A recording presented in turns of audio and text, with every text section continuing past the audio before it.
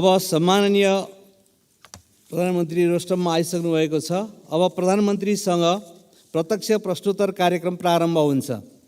सर्वप्रथम प्रश्नकर्ता मान्य सदस्य श्री ईश्वरी देवी नेउपानेलाई सम्माननीय प्रधानमन्त्रीसँग प्रश्न सोध्न अनुमति दिन्छु।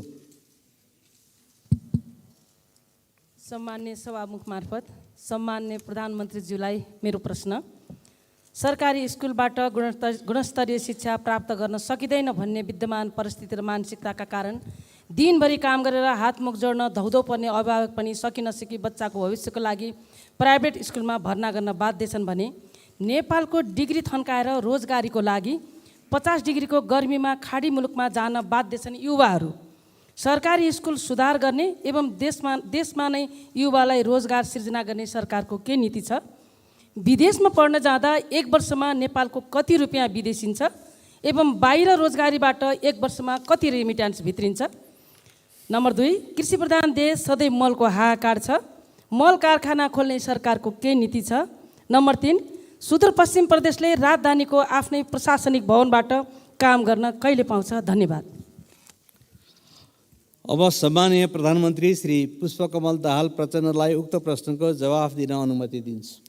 सम्माननीय सभामुख महोदय, म अब प्रश्नको उत्तर दिन तयार भएको छु,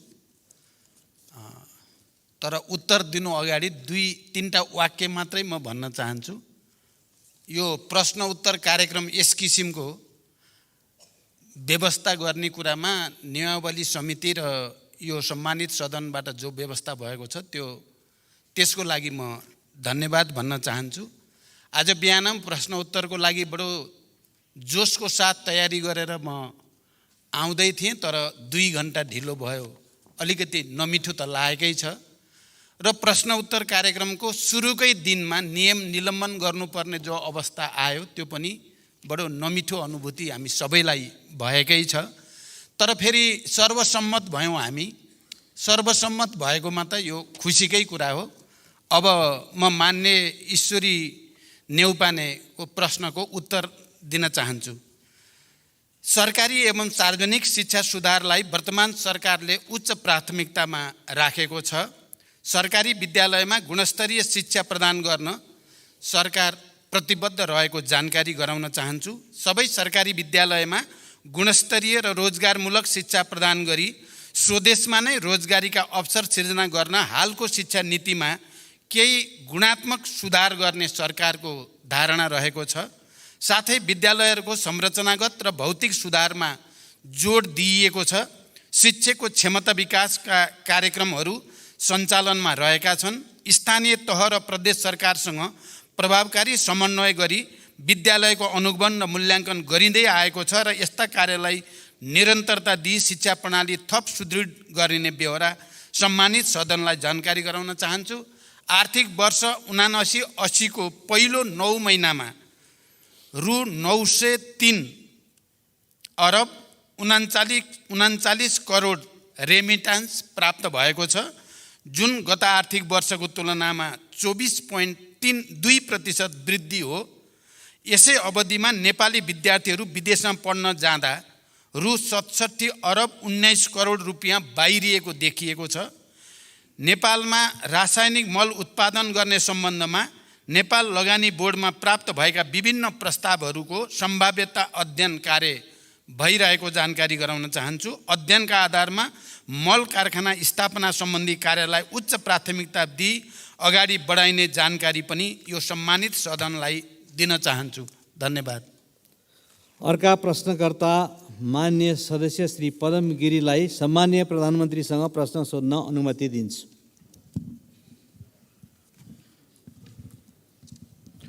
सम्माननीय सभामुख महोदय, सम्माननीय सभामुख महोदय मार्फत म प्रधानमन्त्रीज्यूलाई प्रश्न गर्नको लागि उपस्थित भएको छु। सम्माननीय प्रधानमन्त्रीज्यूलाई मैले प्रश्न गर्नको लागि एउटा प्रश्न तयार गरेको थिएँ। यही क्रममा देशका विभिन्न कुनाबाट गरिब किसानहरूले फोन गर्नुभयो। लम्पी स्किन भन्ने बिमारको कारणले हाम्रा गाईहरू धमाधम मर्न लागे सयौँ हजारौँको सङ्ख्यामा गाईहरू चाहिँ बिमारी भएका छन्, भ्याक्सिन पाइएको छैन, हाम्रो कुरा उठाइदिनुहोस् भनेर भन्नुभएको छ। फेरि मधेसतिरबाट धेरै साथीहरूले फोन गर्नुहुन्छ, हिजो बेलुकादेखि तारन्तर फोन आएको छ। हामी हजारौँ युवाहरूले चाहिँ अहिले +2 पास गरेका नागरिकता पाएको छैन, नागरिकता विधेयक कहिले आउँछ सोधिदिनु होला भन्नुभएको छ। यस्ता धेरै प्रश्नहरूको बिचबाट म एउटा प्रश्न फेरि जुन पहिला नै मैले दर्ता गराएको थियो त्यो प्रश्न यहाँ म राख्न चाहन्छु सभामुख महोदय। 50 खर्ब माथिको हाम्रो अर्थतन्त्रको आकार छ, तर सङ्घीय सरकारले सञ्चित कोषमा 159 अर्बले घाटामा छ सभामुख महोदय। आयोजनाहरूको भुक्तानी दिन 80 अर्बभन्दा बढी बाँकी छ। करिब 60% पालिका आफ्नो स्रोतबाट प्रशासन चलाउन असक्षम छन्, तर प्रदेश र स्थानीय तहहरूले पाउने सामान्यीकरण अनुदानमा 50% कटौती भएको छ। यस्तो परिस्थितिमा राज्यको अनिवार्य दायित्व कसरी निर्वाह गर्नुहुन्छ? म प्रधानमन्त्रीज्यूलाई म प्रश्न गर्न चाहन्छु। साथसाथै सङ्घको कोष खुम्चियो भन्दै प्रदेश र स्थानीय तहले पाउने अनुदान कटौती हुँदा उनीहरूले आफ्नो तजबिजमा बनाउने योजना र खर्चको स्रोत भर्न कसरी हुन्छ? उनीहरूले गर्नै पर्ने अनिवार्य दायित्व कसरी पुरा गर्छन्? सरकारको आर्थिक मन्दीको सामना गर्ने योजना के छ? सभामुख महोदय मार्फत म सम्माननीय प्रधानमन्त्रीज्यूलाई यो प्रश्न राख्न चाहन्छु। धन्यवाद। सम्माननीय प्रधानमन्त्रीजी पुष्पकमल दाहाललाई उक्त प्रश्नको जवाफ दिन अनुमति दिन्छु। सभामुख महोदय, माननीयजीले पहिला प्रश्न गर्दा म अलिकति झस्किएँ, किनभने पहिला रातभरि गाईको निबन्ध पढेर आएको, बिहान प्रश्न आउँदा नदी आएपछि कसरी लेख्ने भन्ने समस्या परे जस्तै होला कि भन्ने डर लागेको थियो। तर फेरि माननीय सदस्यले दोस्रो भागमा निर्धारितै प्रश्न सोध्नुभयो, त्यसको लागि धन्यवाद। 72 सालको महाभूकम्प, कोभिड-19 को प्रभाव, अन्तर्राष्ट्रिय आर्थिक मन्दी लगायतका कारणबाट देशको अर्थतन्त्रको समग्र मागमा ह्रास आएको कुरा हामी सबैलाई ज्ञात नै छ। तरलताको सङ्कुचन हुनुको साथै घट्दो दरमा राजस्व परिचालन भएको र पुँजीगत खर्चमा अपेक्षित सुधार हुन नसकेको अवस्था पनि हामी सबैलाई जानकारी नै छ। अर्थतन्त्रका यस्ता चुनौतीहरूलाई सम्बोधन गर्न वित्तीय, मौद्रिक र क्षेत्रगत नीति तथा कार्यक्रमहरूमा आवश्यक सुधार गरी समष्टिगत आर्थिक स्थायित्व कायम गर्न सरकार प्रयत्नशील रहेको छ। विदेशी लगानीलाई प्राथमिकता दिँदै सरकार र निजी क्षेत्रको साझेदारीमा उत्पादन र उत्पादकत्व अभिवृद्धि गरी रोजगारी सृजना गर्ने खालका कार्यक्रमहरू सरकारको प्राथमिकतामा रहेका छन्। सरकारी खर्चमा मितव्ययिता कायम गरी फजुल खर्चको नियन्त्रण गरिएको छ। सरकारले राजस्व प्रशासनलाई थप सुदृढ र चुस्त बनाउँदै राजस्वको दायरा विस्तार गर्ने र राजस्व चुहावट, राष्ट्रिय पुँजी पलायन, अवैध कारोबारलाई कडाइका साथ नियन्त्रण गर्ने नीति सरकारले लिएको छ। सरकारका यी नीतिहरूको सकारात्मक प्रभावका सङ्केतहरू पनि सबैले देख्ने गरी आएकै छन्। विदेशी लगानीलाई प्रोत्साहन र स्वदेशी उद्योगलाई संरक्षण गरी आर्थिक भार कम गर्ने नीति सरकारको रहेको कुरा पनि म जानकारी गराउन चाहन्छु। यसका साथै वित्तीय सङ्घीयताको प्रभावकारी कार्यान्वयन गरी खर्चको आवश्यकता र राजस्व क्षमताको आधारमा वित्तीय हस्तान्तरणको कार्यक्रमलाई सुदृढ गर्दै लगिनेछ। प्रदेश र स्थानीय सरकारको राजस्वको क्षमता वृद्धि गर्ने, करको दायरा वृद्धि गरी सक्षम र आत्मनिर्भर बनाउने कार्यक्रम पनि रहेको जानकारी गराउन चाहन्छु। धन्यवाद। अर्का प्रश्नकर्ता माननीय सदस्य श्री पूर्णबहादुर घरतीलाई म प्रधानमन्त्रीजीसँग प्रश्न सोध्न अनुमति दिन्छु। समय र अवसरका लागि सामान्य सभामुखलाई धन्यवाद। सामान्य प्रधानमन्त्रीज्यू, विरोध शान्ति सम्झौताको महत्त्वपूर्ण पाटो बेपत्ता पारिएका व्यक्तिहरूको छानबिन, सत्य निरूपण तथा मेलमिलाप सम्बन्धी कार्य शान्ति प्रक्रियाको 18 वर्षसम्म पनि कार्यान्वयन हुन सकिराखेको छैन। द्वन्द्वकालीन मुद्दाहरूलाई शान्ति सम्झौताको मर्मअनुसार समाधान गर्ने भन्दा पनि तत्कालीन विद्रोही पक्ष यानि कि माओवादीलाई फौजदारी अभियोग सम्बन्धी मुद्दाहरूद्वारा तह लगाउने आशयका अभिव्यक्ति र क्रियाकलापहरू सदनभित्र र बाहिर भइराखेका छन्। तपाईँ विरोध शान्ति सम्झौताको हस्ताक्षरकर्ता एवं तत्कालीन विद्रोही पक्षको सर्वोच्च कमान्डर हुनुहुन्छ। हाल तपाईँको नेतृत्वमा रहेको सरकारले यसको समाधानका लागि भए गरेका प्रयासहरू र जटिलताहरू के हुन् र कहिलेसम्म समाधान हुन्छ? धन्यवाद। सम्माननीय प्रधानमन्त्रीलाई उक्त प्रश्नको जवाफ दिन अनुमति दिन्छु। सभामुख महोदय, शान्ति प्रक्रिया र सङ्क्रमणकालीन न्याय सम्बन्धी सबै बाँकी कामहरू बृहत शान्ति सम्झौताको मर्म र भावना अनुसार समाधान गर्न सरकार दृढ र प्रयत्नशील छ। बेपत्ता पारिएका व्यक्तिको छानबिन आयोग र सत्यनिरूपण तथा मेलमिलाप आयोगको सिफारिस समेतका आधारमा जनयुद्ध र जनआन्दोलनका घाइते र अपाङ्गता भएका व्यक्तिको पुनर्स्थापना र परिपूरणको कार्यलाई प्राथमिकताका साथ अगाडि बढाइनेछ र यसै सदनमा रहेको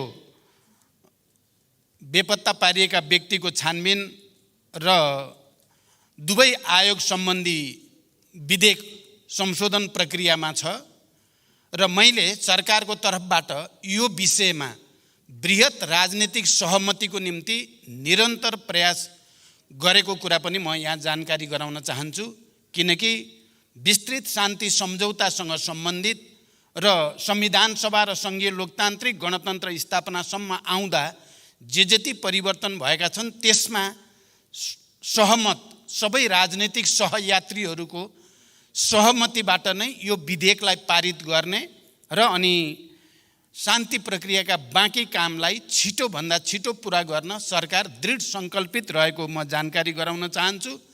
जगन्य एउटा कुरा म आज यस सम्मानित सदनलाई के कुरा पनि स्मरण गराउन चाहन्छु भने जति बेला विस्तृत शान्ति सम्झौता भयो र यसै हलमा हामीले 7 राजनीतिक दलको तर्फबाट दिवंगत गिरिजाप्रसाद कोइरालाले र तत्कालीन विद्रोही पक्षको तर्फबाट मैले हस्ताक्षर गर्दै गर्दा हाम्रो एउटा बहस भएको थियो। हामीले विस्तृत शान्ति सम्झौता गरिसकेपछि र त्यो विस्तृत शान्ति सम्झौतालाई अन्तरिम संविधानको अङ्ग पनि बनाइसकिएपछि अब यो बेपत्ता छानबिन गर्ने कुरा या सत्यनिरूपण र मेलमिलाप कायम गर्ने कुरालाई एकैचोटि सकिनुपर्छ भन्ने बहस पनि त्यति बेला भएको थियो 7 राजनीतिक दल र तत्कालीन विद्रोही पक्षको बीचमा। अझ मुख्यतः नेपाली कांग्रेसका सभापति तथा तत्कालीन प्रधानमन्त्री गिरिजाप्रसाद कोइरालाले यो समस्यालाई बाँकी राखिराख्नु उचित हुँदैन भन्ने धारणा राख्नुहुन्थ्यो र उहाँले पटक मलाई सुझाव दिने गर्नुहुन्थ्यो कि हामीले यसलाई फर्गिभ एन्ड फर्गेट गरौँ। अब जे भयो भयो, हामी अब शान्ति सम्झौतामा आइसकेपछि फेरि छानबिन गर्ने, दोषीलाई कारबाही गर्ने कुरातिर लाग्दा त्यसले शान्ति प्रक्रियामा नै अप्ठ्यारो आउन सक्छ भन्ने गर्नुहुन्थ्यो। मैले विद्रोहीको एक हस्ताक्षरकर्ताको नाताले मैले त्यसो गर्न हुँदैन भन्ने गर्दथेँ र जघन्य अपराधमा संलग्नलाई कुनै पनि प्रकारको उन्मुक्ति नदिने प्रतिबद्धता सहित मैले दिवंगत गिरिजाप्रसाद कोइराला आदरणीय नेतालाई त्यसको निम्ति कन्भिन्स गरेको थिएँ। म आज यो सम्मानित सदनलाई यो जानकारी होस् भनेर म यो कुरा प्रश्न गर्न चाहन्छु। द्वन्द्वकालीन विषयका मुद्दाहरूमा सबै राजनीतिक दलहरू एकै ठाउँमा उभिई उचित निष्कर्षमा पुर्याउन पनि म यो सम्मानित सदनसँग अनुरोध गर्न चाहन्छु र म यो पनि जानकारी गराउन चाहन्छु कि धेरै मेहनत गरेर अहिले यो विधेयक जो यहाँ विचाराधीन छ त्यसमा राजनैतिक सहमति बनाउने निकै ठुलो प्रयास सहित प्रमुख राजनीतिक दलहरूको बीचमा एक किसिमको समझदारी, यसलाई सहमतिबाट टुङ्ग्याउने समझदारी भएको जानकारी पनि म गराउन चाहन्छु। धन्यवाद। अर्का प्रश्नकर्ता मान्य सदस्य श्री शिशिर खनाललाई सम्मान्य प्रधानमन्त्रीजीसँग प्रश्न सोध्न अनुमति दिन्छु। सम्माननीय सभामुख महोदय, धन्यवाद। सम्माननीय प्रधानमन्त्रीज्यू, मैले हजुरलाई पठाएको लिखित प्रश्न बाहेक अर्को एउटा थप प्रश्न पनि छ। मलाई जनताहरूले सोध्न भनेर पठाउनु भएको प्रश्न उत्तर गाह्रो छैन भन्ने मैले बुझेको छु, त्यही भएर राख्दैछु। 2073 साउनमा यहाँको नेतृत्वको सरकारले तराई मधेस र थारूवट आन्दोलनको छानबिन गर्न लाल आयोग गठन गर्यो।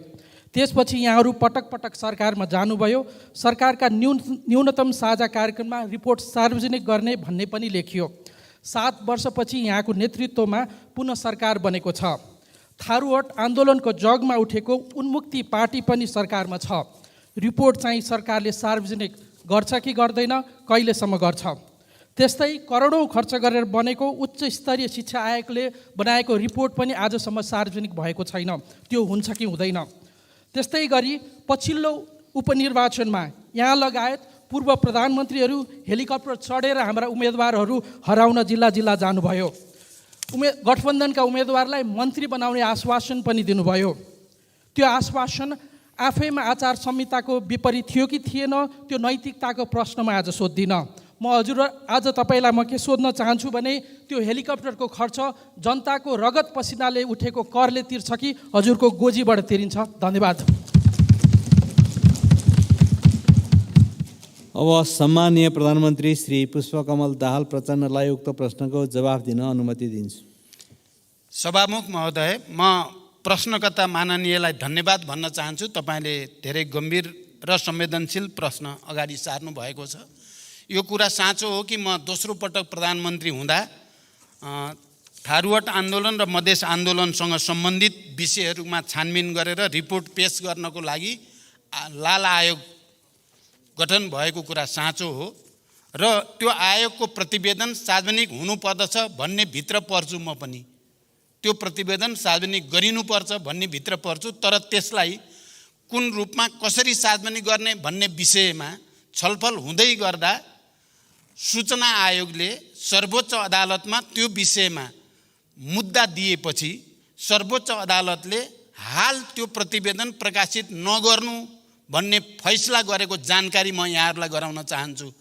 र हामी अहिले पनि त्यो सर्वोच्च अदालतको फैसलालाई कुनै किसिमले पुनरावेदन गरेर त्यसलाई खुला गरेपछि त्यो लाल आयोगको प्रतिवेदन सार्वजनिक गर्नुपर्दछ भन्ने मेरो मान्यता छ। यति भनिसकेपछि म फेरि केही कुरा के जोड्न चाहन्छु भने नेपाल सरकारले समय समयमा देखा परेका समस्याका विषयमा आयोग गठन गरी प्रतिवेदन प्राप्त गर्ने गरेको बेहोरा यहाँहरूलाई जानकारी नै छ। त्यस्तै तराई मधेस र थरुवट आन्दोलन लगायतका विषयमा समेत सरकारले आयोग गठन गरी प्रतिवेदन प्राप्त गरेको थिए। यी र यस्ता प्रतिवेदनहरू शान्ति सुरक्षा र आम नागरिकको अमन चयनका दृष्टिकोणले कहिलेकाहीँ प्रकाशित गर्न असजिलो पनि हुन सक्दछ। तर मैले यहाँ जानकारी गराइसकेँ, यो विषय चाहिँ सर्वोच्च अदालतसँग सम्बन्धित हुन पुगेको छ। प्राविधिक अवस्थाका कारणले यस्ता प्रतिवेदनको मूलभूत अंशहरूलाई बेला बेलामा सरकारले अवगत गराउँदै पनि आएको छ। देशको शान्ति सुरक्षा र अमन चयनमा खलल हुने अवस्था आएमा विषयको संवेदनशीलतालाई मध्यनजर गर्दै कुनै पनि प्रतिवेदन सार्वजनिक गर्ने या नगर्ने प्रचलन अन्तर्राष्ट्रिय स्तरमा पनि रहेको पाइन्छ। सरकारले प्राप्त गरेका यस्ता प्रतिवेदनहरू मिल्ने हदसम्म सार्वजनिक गर्दै जाने प्रतिबद्धता व्यक्त गर्न चाहन्छु। धन्यवाद। अर्का प्रश्नकर्ता मान्य सदस्य श्री ज्ञानबहादुर शाही, उहाँलाई प्रधानमन्त्रीज्यूसँग प्रश्न सोध्ने अनुमति दिन्छु। सम्माननीय सभामुख महोदय र सम्माननीय प्रधानमन्त्रीज्यूलाई विशेष गरी आज नेपाली पोसाकमा देखिनु भएकोमा तपाईँलाई धन्यवाद दिन चाहन्छु। र साथसाथै भुटानी शरणार्थी केसमा तपाईँहरूले चालेको कदमप्रति हाम्रो साथ र समर्थन रहनेछ भन्ने कुरा पनि जनाउन चाहन्छु। र साथसाथै आज प्रधानमन्त्रीज्यूलाई मेरो प्रश्न, हाम्रो पार्टीको तर्फबाट प्रश्न के छ भने सरकारी कर्मचारी विशेष गरेर सुरक्षाकर्मी प्रहरीहरू विगत 4 महिनादेखि तलब खान नपाएर उधारोमा काम गरिरहेछन्। यो समस्या समाधान गर्नका लागि प्रधानमन्त्रीले के कदम चाल्नुहुन्छ र कहिले चाल्नुहुन्छ? र अर्को प्रश्न चाहिँ मेरो के छ भने सम्माननीय प्रधानमन्त्रीलाई 8,460 जना पूर्व माओवादी लडाकुका नाममा त्यतिखेर अरबौँ रुपैयाँ राज्य कोषबाट गएको छ। तर ती 8,460 जना लडाकु को हुन्, कहाँ छन्, उहाँहरूको नाम के हो, यसको कहीँ कतै पनि रेकर्ड आजसम्म देखा परेको छैन। र प्रधानमन्त्रीज्यूलाई एउटा अवगत गराउन चाहन्छु, स्वयं प्रधानमन्त्रीज्यूले 2064 सालमा एउटा भिडियो आयो। त्यो भिडियोमा प्रधानमन्त्रीज्यूले भन्नुभएको छ हामीसँग 7 देखि 8,000 जना मात्र लडाकु हो, तर हामी 35,000 बनाउँछौँ, बाँकी फेक बनाउँछौँ भनेर भन्नुभएको छ। र त्यो भिडियो स्वयं प्रधानमन्त्रीले चाहिँ फेक लडाकु भर्ती गरेको स्वीकार पनि गर्नुभएको छ। र साथसाथै म अहिले प्रधानमन्त्रीज्यूलाई अर्को के भन्न चाहन्छु भने त्यो 8,460 जना लडाकुको नाममा विगत करिब 5 वर्षसम्म राज्य कोषबाट अरबौँ रुपैयाँ तपाईँको राज्य कोषबाट गएर व्यापक भ्रष्टाचार भयो भन्ने छ। आरोप तपाईँलाई नै छ त्यो आरोप। तपाईँलाई चाहिँ एउटा यसको यो आरोपलाई अन्त्य गर्नका लागि तपाईँकै संसदको विशेष समिति गठन गरेर यसको छानबिन गर्न तपाईँ तयार हुनुहुन्छ? हस्, धन्यवाद। सम्माननीय प्रधानमन्त्री श्री पुष्पकमल दाहाल प्रचण्डलाई उक्त प्रश्नको जवाफ दिन म अनुमति दिन्छु। सभामुख महोदय, म फेरि पनि मान्य सदस्यलाई धन्यवाद भन्न चाहन्छु। तपाईँले प्रसङ्गवश विगतका कुरालाई पनि प्रश्न पार्ने अवसर प्रदान गर्नुभएकोमा। अब पहिलो कुरा, पूर्व माओवादी लडाकुलाई राज्य कोषबाट वितरण गरिएको रकममा व्यापक भ्रष्टाचार भयो भन्ने कुरा, यो आरोपको निम्ति आरोप मात्रै हो भन्ने कुरा म बडो जोड दिएर भन्न चाहन्छु। किनकि त्यति बेला शान्ति सम्झौता भएर क्यान्टोनमेन्टमा पूर्व जनमुक्ति सेनालाई राख्ने निर्णय भइसकेपछि क्यान्टोनमेन्टको भौतिक पूर्वाधार र योद्धाहरूको रासन पानीको निम्ति भनेर राज्यबाट दिइएको रकम र त्यसको अडिट, त्यसको हिसाब किताब, त्यहाँ को थिए, कोले लिए भन्ने सबै रेकर्ड रहेको कुरा म मान्य सदस्यलाई जानकारी गराउन चाहन्छु। र त्यति बेला गिरिजाप्रसाद कोइराला प्रधानमन्त्री हुनुहुन्थ्यो अनि डाक्टर प्रकाश शरण महत अर्थमन्त्री हुनुहुन्थ्यो। उहाँहरू समेतको रामशरण महत, प्रकाश शरण होइन, प्रकाश शरण त अहिले हुनुहुन्छ, रामशरण महत अर्थमन्त्री हुनुहुन्थ्यो। उहाँहरू समेतले रुजु गरिसकेपछि त्यो पटाक्षेप भइसकेको कुरा हो। यसलाई अहिले राजनीतिक आग्रह र पूर्वाग्रहका साथ उठाउने गरिएको देख्दा म आफै आश्चर्यमा पर्ने गरेको छु। इतिहासको एउटा त्यस्तो परिघटना जसले देशलाई शान्तिको नयाँ युगतिर ल्याउन मद्दत गर्यो, इतिहासको त्यो संवेदनशील घडी जति बेला विभिन्न क्यान्टोनमेन्टमा हजारौँ लडाकुहरू राखेर देशलाई, शान्तिलाई, लोकतन्त्र र परिवर्तनलाई संस्थागत गर्न मद्दत गर्यो र त्यो रकम जो राज्यबाट दिइयो र त्यसको अडिट भएर टुङ्गो लागिसकेको विषय पटक पटक राजनीतिक आग्रहको रूपमा ल्याइएको छ भन्ने मेरो बुझाइ छ। यो पहिलो पाटो म प्रश्न गर्न चाहन्छु। र यदि त्यस्तो केही छ, छानबिन गर्नुपर्छ भने मैले पहिला पनि आफ्नो दलको घोषणापत्रमा 2048 सालदेखिकै सबै घटनाहरूको, सबै उच्च पदस्थ अधिकारीहरूको सम्पत्ति छानबिनको सम्बन्धमा या विभिन्न समयमा उठेका भ्रष्टाचारसँग सम्बन्धित सबै मुद्दाहरूमा छानबिन गर्न म तयार छु। हामी सबै राजनैतिक तहमा एउटा सङ्कल्पको साथ सहमति गरेर जाँदा सबै चिज छानबिन गर्न सकिन्छ। देशमा सुशासनको, भ्रष्टाचारबाट उन्मुक्तिको एउटा नयाँ युग सुरु गर्न सकिन्छ। म फेरि पनि मान्य सदस्यको यो प्रश्नको उत्तर दिँदै के भन्न चाहन्छु भने क्यान्टोनमेन्टको कुरा कपोलकल्पित र पूर्वाग्रही छ भन्ने मेरो दृढ विश्वास छ।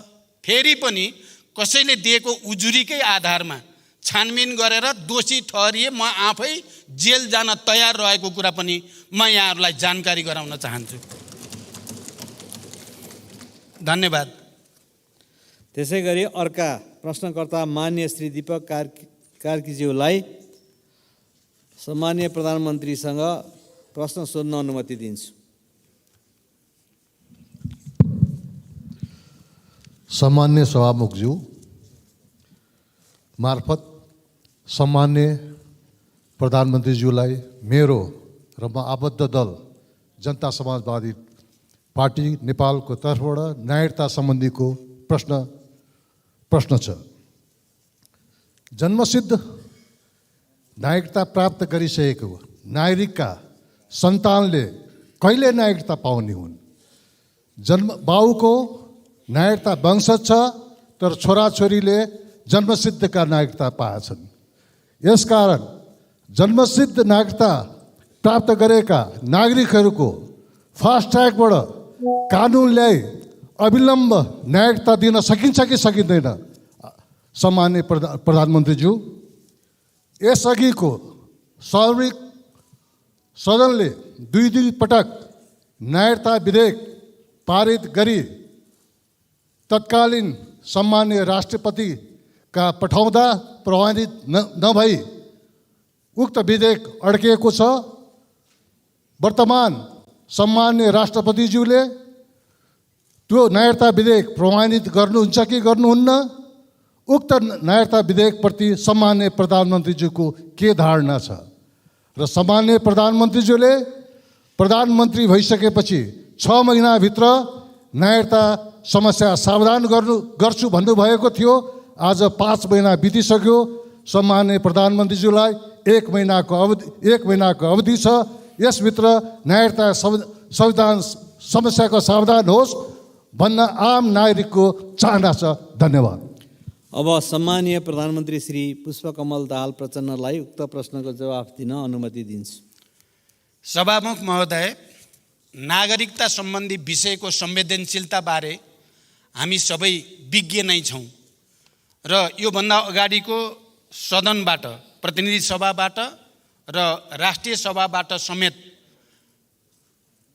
जन्मसिद्ध बाबुआमाका छोराछोरीहरूले नागरिकता प्राप्त गर्ने सम्बन्धी विधेयक पारित भएर प्रमाणीकरणका लागि राष्ट्रपति कहाँ गएको कुरा पनि हामी सबैलाई जानकारीमै छ। पहिलो पटक सम्मानित राष्ट्रपति कार्यालयबाट त्यो विधेयकलाई फिर्ता पठाइयो सदनमा, यो कुरा पनि हामी सबैको जानकारीमा छ। र दोस्रो पटक पनि दुवै सदनबाट पारित गरेर प्रमाणीकरणको लागि फेरि राष्ट्रपति कार्यालय पठाइएको तथ्य पनि हामी सबैलाई अवगत नै छ। तर दोस्रो पटक तत्कालीन सम्मानित राष्ट्रपतिजीले न त्यसलाई खारेज भनियो, न त्यसलाई फेरि फिर्ता पठाउने कुनै प्रावधान थियो, न त्यसलाई अरू केही गर्न सकिने स्थिति नै थियो। खालि प्रमाणीकरण गर्नुपर्ने संवैधानिक बाध्यता मात्रै थियो। संविधानले कहीँ कतै ठाउँ दिएको थिएन। तर राष्ट्रपति कार्यालयले त्यसलाई होल्डमा राखेको स्थिति छ। न फिर्ता, न खारेज, न अरू कुनै बाटो, त्यो होल्डमा छ राष्ट्रपति कार्यालयमै।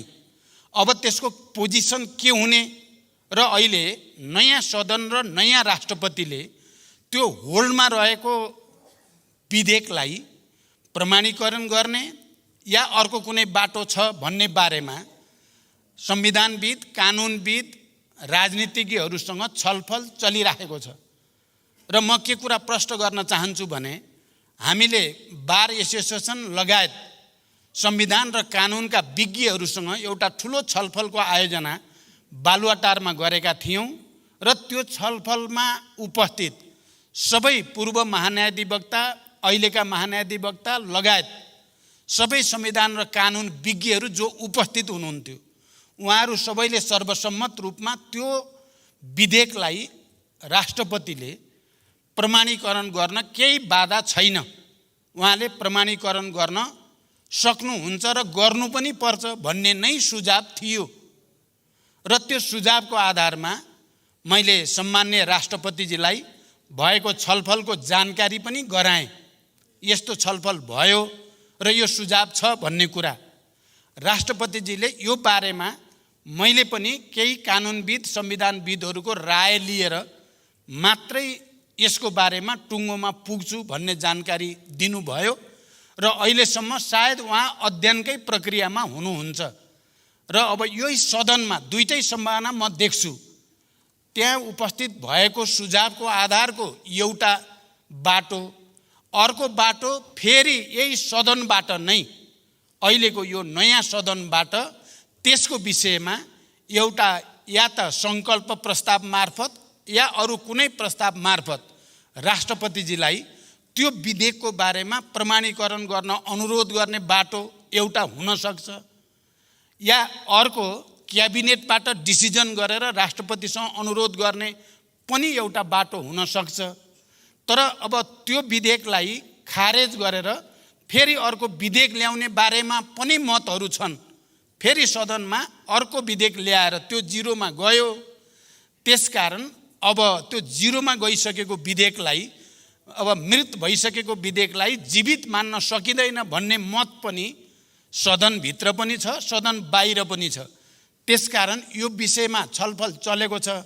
माननीय सदस्यले भने जस्तै म के ठान्छु र मेरो तर्फबाट प्रधानमन्त्रीको हैसियतले मेरो के कोसिस छ भने 1 महिनाभित्रै यसको टुङ्गो लाग्छ। धन्यवाद। अर्का प्रश्नकर्ता मान्य श्री मेटमणि चौधरीको तर्फबाट मान्य श्री शेरबहादुर कुँवरलाई सम्माननीय प्रधानमन्त्रीसँग प्रश्न सोध्न अनुमति दिन्छु। सम्मान्य सभामुखज्यूको अनुमतिले सम्मान्य प्रधानमन्त्रीज्यू समक्ष मेरो प्रश्न यस प्रकार छ। नेपाललाई भुटानी शरणार्थी बनाएर अमेरिका पठाउने नाममा करोडौँको ठगी धन्दा भएको छ। यस कार्यमा शीर्ष नेतृत्व नै संलग्न रहेको प्रमाण भेटिन थालेको समाचार सञ्चार माध्यमबाट प्रसारण भइरहेको छ। अझ आरोपित भई थुनामा रहेका व्यक्तिहरूले VVIPका निर्देशनमा भए गरिएका बयानहरू दिइरहेका छन्। खासमा यो के कुरा हो? मानौँ अहिलेका VVIPहरूका संलग्न भएको प्रमाणहरू जुट्यो भने के गर्नुहुन्छ? उहाँहरूलाई कारबाहीको दायरामा ल्याउनुहुन्छ कि हुँदैन? पहिलो प्रश्न। दोस्रो प्रश्न, यसै गरी मुलुक अहिले आर्थिक रूपमा सङ्कटग्रस्त छ। बजारमा पैसा अभावको कारण अर्थतन्त्र चलायमान हुन सकेको छैन। जनताहरूलाई छाक जुटाउन मुस्किल परिरहेको छ। यो अवस्था कहिलेसम्म रहने? समाधानको लागि प्रधानमन्त्रीज्यूसँग योजना के छ? धन्यवाद। सम्मान्य प्रधानमन्त्रीलाई उक्त प्रश्नको जवाफ दिन अनुमति दिन्छु। सभामुख महोदय, यो विषय अहिलेको सबभन्दा बढी चर्चामा रहेको र एउटा संवेदनशील विषय हो।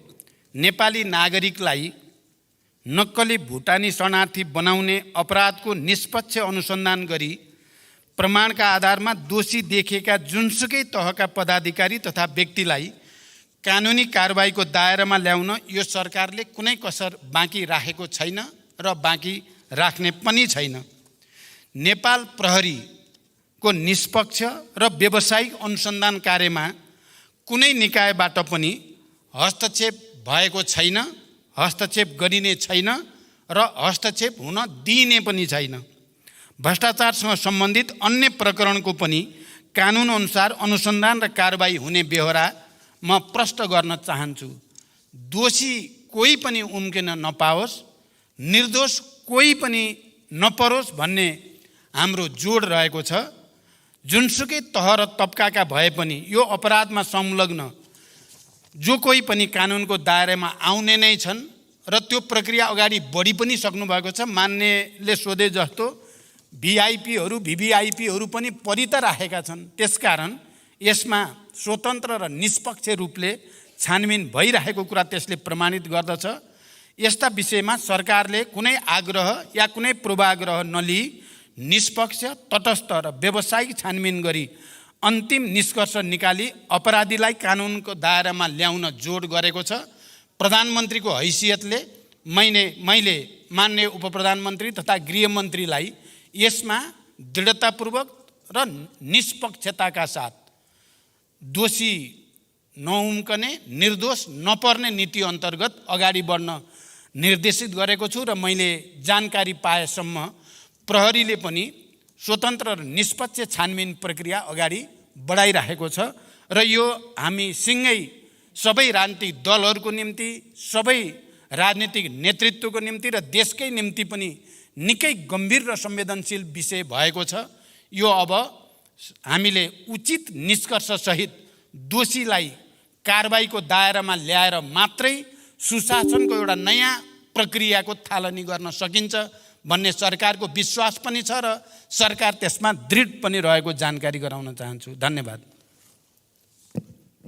अर्का प्रश्नकर्ता मान्य श्री अनिता देवीलाई सम्माननीय प्रधानमन्त्रीसँग प्रश्न सोध्न अनुमति दिन्छु। सम्मानीय सभामुख महोदय मार्फत सम्मानीय प्रधानमन्त्रीज्यूलाई प्रश्न राख्न चाहन्छु। किसानहरूलाई धानको बिउ छर्ने समय आइसक्यो। हामी आफ्नो जिल्ला क्षेत्रमा जाँदा किसानहरूको एउटै माग हुन्छ, यसपालि पनि मल र बिउ समयमा पाउँछ कि पाउँदैनन्? किसानहरूको माग पुरा गराउन जनमत पार्टीले लामो समयसम्म किसान आन्दोलन पनि गर्यो। जनमत पार्टीका नेता कार्यकर्ताहरूले गोली समेत खाए, जेलसम्म गए। अझै अनेकौँ झुठा मुद्दाहरू किसान आन्दोलनकारीहरूमाथि लगाइएकै छ।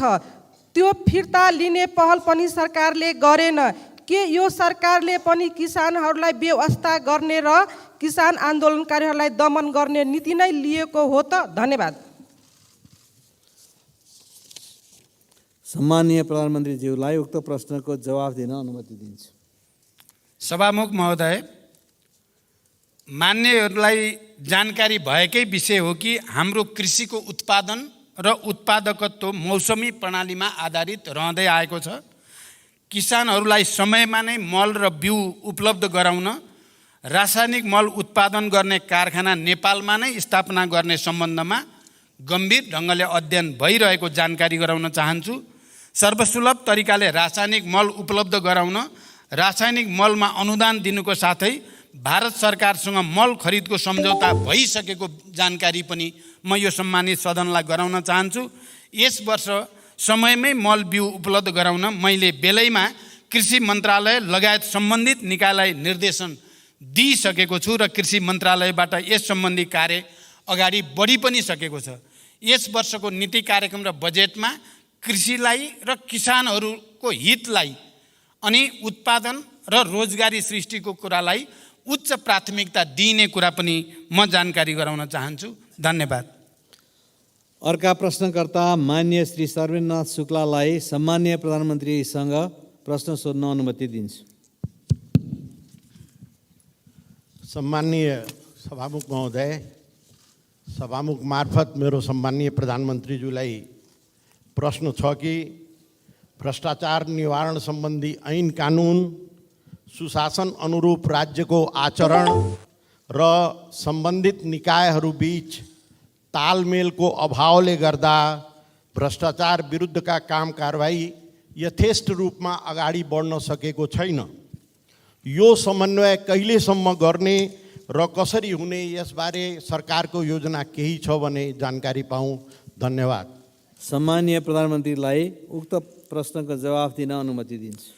सभामुख महोदय, भ्रष्टाचारलाई कुनै किसिमबाट पनि छुट दिनु हुँदैन र भ्रष्टाचार विरुद्ध शून्य सहनशीलताको नीतिको प्रभावकारी कार्यान्वयन गरी सबै प्रकारका अनियमितता, विकृति र विसङ्गतिलाई अन्त्य गर्ने दृढ इच्छा शक्तिको साथ सरकार अगाडि बढिरहेको जानकारी म गराउन चाहन्छु। अहिले यहाँ कतिपय सन्दर्भमा के भन्ने र प्रचार गर्ने पनि गरिएको छ भने यो नक्कली भुटानी शरणार्थीको इस्युलाई मात्रै सरकारले ध्यान दिएको छ कि भन्ने किसिमले प्रचार गरिएको छ। म मान्य सदस्यको प्रश्नको उत्तर दिँदै यो सम्मानित सदनलाई के जानकारी गराउन चाहन्छु भने अहिलेको सरकारले यो नक्कली भुटानी शरणार्थीको इस्यु मात्रै होइन, अन्य तमाम विगतका ठुल्ठुला घटना जो विवादमा रहे ती सबैको छानबिन गर्ने कुरा, सम्पत्ति शुद्धिकरणसँग सम्बन्धित ठुल्ठुला केसहरूलाई छानबिन गर्ने र दोषीलाई कारबाही गर्ने कुरा, अनि राजस्वमा भएका ठुल्ठुला चलखेलहरूलाई छानबिन गर्ने कुरा, अनि अरू पुँजी बजारसँग सम्बन्धित ठुल्ठुला सेटिङहरूलाई भत्काउने कुरा सरकारले सुरु गरिसकेको जानकारी म गराउन चाहन्छु। त्यसकारण यी भ्रष्टाचारसँग सम्बन्धित विषयका निम्ति आवश्यक परे ऐनहरूमा संशोधन गर्ने, आवश्यक ऐनहरू निर्माण गर्ने कुरालाई पनि अगाडि बढाउन जरुरी छ। यथार्थमा आज देश जसरी आर्थिक, राजनैतिक, सांस्कृतिक रूपले पनि गम्भीर अप्ठ्यारो स्थितिबाट गुज्रिनु परेको छ, त्यसको एउटा र भन्न सकिन्छ मुख्य कारण संस्थागत भ्रष्टाचार नै हो। चौतर्फी भ्रष्टाचार र विकृतिले गर्दा देश निकै अप्ठ्यारो ठाउँतिर जान थालेको हुनाले म यो सम्मानित सदनसँग र यसका सबै राजनीतिक नेतृत्वसँग अपिल गर्न चाहन्छु। हामीलाई अहिले एउटा अवसर छ, आफूलाई सच्याउने राजनीतिक दलहरू, यो सम्मानित सदनलाई पनि एउटा ठुलो ऐतिहासिक अवसर छ। भ्रष्टाचार र विकृतिका विरुद्ध, विसङ्गतिका विरुद्ध एउटा नयाँ अभियानको थालनी गरेर देशलाई एउटा साँच्चै लोकतन्त्र र गणतन्त्र, जनताको लागि, देशको लागि, विकासको लागि, समृद्धिको लागि, सुशासनको लागि सबैभन्दा राम्रो व्यवस्था हो भन्ने प्रमाणित गर्ने एउटा अवसर हामीलाई प्राप्त छ। यो अवसर हामी कसैले गुम्न नदिउँ भनेर म अपिल गर्न चाहन्छु। धन्यवाद। अर्का प्रश्नकर्ता मान्य सदस्य श्री गङ्गाराम चौधरीलाई सम्मान्य प्रधानमन्त्रीसँग प्रश्न सोध्न अनुमति दिन्छु। सम्मान्य सभामुख महोदय मार्फत सम्मान्य प्रधानमन्त्रीलाई मेरो प्रश्न। पहिलो प्रश्न, 2072 सालको टिकापुर घटनालाई लक्षित बनाएर गरेको सर्वोच्च अदालतको फैसलालाई भूमिपुत्रहरू र नागरिक मुक्ति पार्टीले सम्मान गर्दछ। साथै सम्मानित सर्वोच्च अदालतको फैसलालाई सबैले सम्मान गर्नुपर्नेछ र गर्नु पनि पर्दछ। तर सम्मान्य सभामुख महोदय, पहिचान सहितको आफ्नो हक अधिकार माग्दा गरिएको आन्दोलनमा सम्मानित सर्वोच्च अदालतबाट गरिएको फैसला न्यायपूर्ण भयो र थारूहरूले 2072 सालमा आफ्नो हक अधिकार पहिचान माग्दा घुसपैठ गरी घटाइएको पूर्व योजना सहितको टिकापुर घटना किन राजनीतिक घटना भएन? म प्रश्न गर्न चाहन्छु।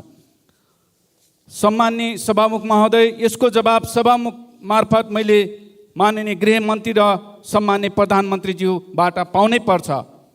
दोस्रो प्रश्न, सभामुख महोदय, माननीय रेशम चौधरी लगायत टिकापुर राजबन्दीहरू अन्यायमा परेका छन्।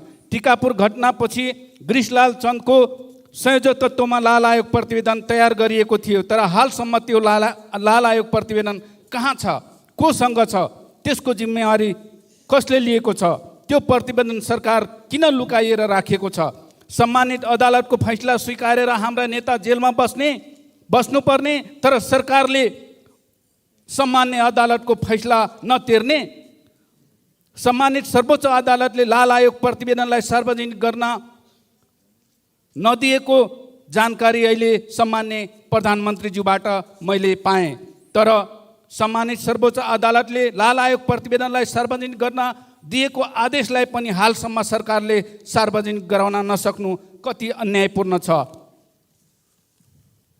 सभामुख महोदय, त्यो लाल आयोग प्रतिवेदन सार्वजनिक गर्न आखिर सरकारलाई बाधा अर्चन हुने समस्या के छ, कहाँ छ, त्यसको के रहस्य लुकेको छ? त्यो प्रतिवेदनमा कुन जाडुको छरी छ? अरू को फस्दैछन् त्यो प्रतिवेदनमा? कतै अरू राजनीतिक दलका कार्यकर्ता र नेता बचाउनलाई त्यो प्रतिवेदन लुकाएर राखेको त होइन? सभामुख महोदय, म सभामुख महोदय मार्फत आज प्रधानमन्त्रीज्यूलाई प्रश्न गर्न चाहे, लाल आयोग प्रतिवेदन सार्वजनिक गर्न किन सरकार डराइरहेको छ? र अन्तमा मैले सभामुख महोदय, भर्खरै टिकापुर घटनाको कारण 7 वर्ष जेल जीवन बिताउने सीताराम थारू निर्दोष साबित भएर कारागार मुक्त भएका छन्। उहाँको 7 वर्ष जेल जीवनको क्षतिपूर्ति कसले दिने? त्यसैले सभामुख महोदय, टिकापुर घटनामा सफाई पाएका ती सबै निर्दोषलाई सरकारले अविलम्ब क्षतिपूर्ति दिनुपर्छ।